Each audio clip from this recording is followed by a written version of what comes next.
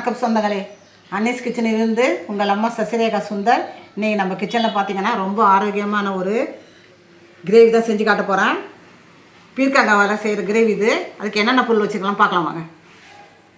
பீர்க்கங்காய் பார்த்திங்கனாக்கா 200 கிராம் அளவுக்கு எடுத்து தோல் நீக்கிட்டு கழுவி நல்லா கட் பண்ணி வச்சுருக்கேன். ஒரு மீடியம் சைஸ் தக்காளி கட் பண்ணி வச்சுருக்கேன்.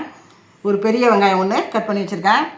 அதுக்கு பார்த்திங்கன்னா குழம்பு மிளகாத்தூள், உப்பு, தாளிக்கிறதுக்கு கடுகு, உளுத்தம் பருப்பு, 2 டேபிள் ஸ்பூன் தேங்காய் துருவல், 1 டேபிள் ஸ்பூன் பார்த்திங்கனாக்கா வறுத்த வேர்க்கடலையை பொடிப்பட்டது.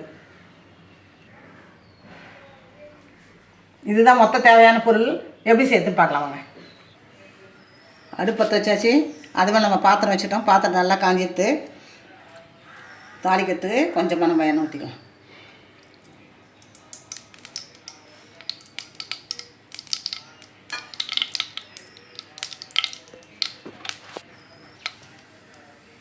இப்போ பார்த்திங்கன்னா ஒரு 1/2 டீஸ்பூன் அளவுக்கு கடுகு சேர்த்துக்கலாம்.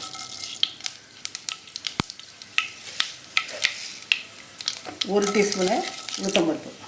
உளுந்து கொஞ்சம் அதிகமாக போடலாம்.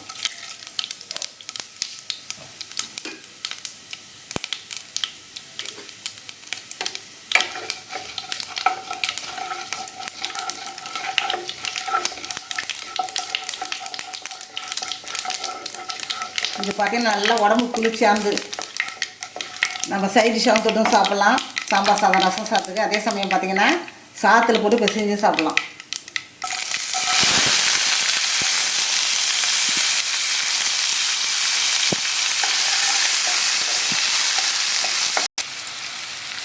வெங்காயம் வதங்கிட்டு இப்போ நம்ம இந்த பீர்க்கங்காயம் ஆட் பண்ணுறோம்.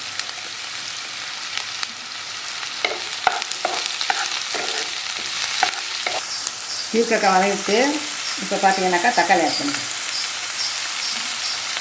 இந்த கிரேவி பார்த்தீங்கன்னா 5 நிமிஷத்துக்கு செஞ்சிடலாம். ரொம்ப ஈஸி தான் இது. உடம்புக்கு ரொம்ப ஆரோக்கியம். இது பார்த்திங்கன்னா ஒரு 2 பேர் அளவுக்கு நம்ம சாதத்தில் போட்டு சாப்பிட்லாம். அந்தளவுக்கு வரும் இந்த கிரேவி.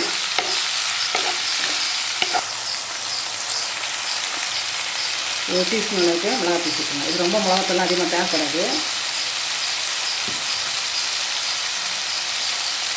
கொஞ்சமாக ஊற்றி சேர்த்துக்கணும்.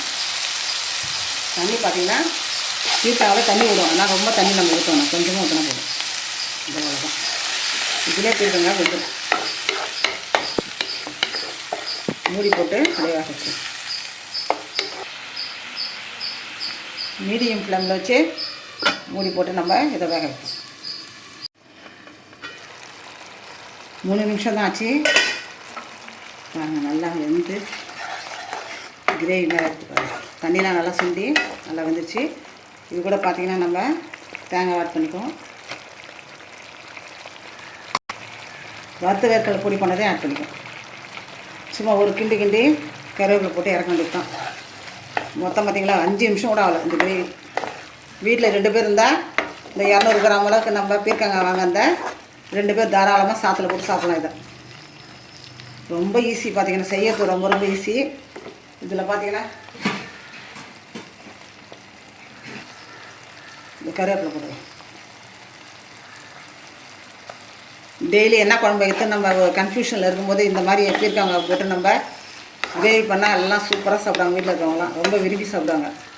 இது நம்ம சாப்பாட்டுக்கு மட்டும் போட்டு சாப்பிடணும் இல்லை, இட்லி, தோசை எல்லாத்தையுமே தொட்டு சாப்பிட்லாம். பார்த்திங்கன்னா உடம்பு ஆரோக்கியமானது. இது ரொம்ப ஈஸியாக செஞ்சிடலாம். 5 நிமிஷம் கூட ஆளை பாருங்கள், செஞ்சு முடிச்சாச்சு. வேறு ஒரு பிளேட்டுக்கு நான் மாற்றி காட்டுறேன். நம்ம அன்னீஸ் கிச்சனில் பார்த்தீங்கன்னா இன்றைக்கி ரொம்ப ஆரோக்கியமான பீர்க்கங்காய் பொரியல் தான் செஞ்சு காட்டிருக்கேன். இந்த கிரேவி பார்த்திங்கனாக்கா ரொம்ப ரொம்ப ஆரோக்கியமானது. செஞ்சு பாருங்கள். செஞ்சு பார்த்து எனக்கு கமெண்ட்ஸில் சொல்லுங்கள். லைக் பண்ணுங்கள், ஷேர் பண்ணுங்கள், கமெண்ட் பண்ணுங்கள். மறக்காமல் என்னுடைய அன்னீஸ் கிச்சனுக்கு சப்ஸ்கிரைப் பண்ணுங்கள். தேங்க்யூ.